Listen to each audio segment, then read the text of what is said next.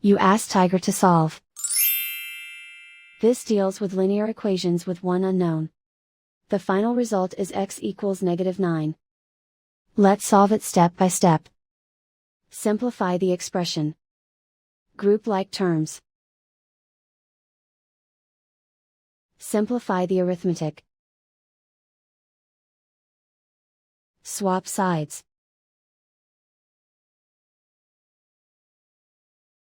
Group all constants on the right side of the equation.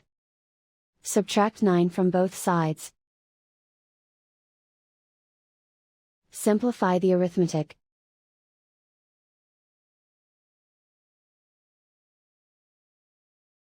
Convert the 8 into a positive number. Multiply both sides by -1.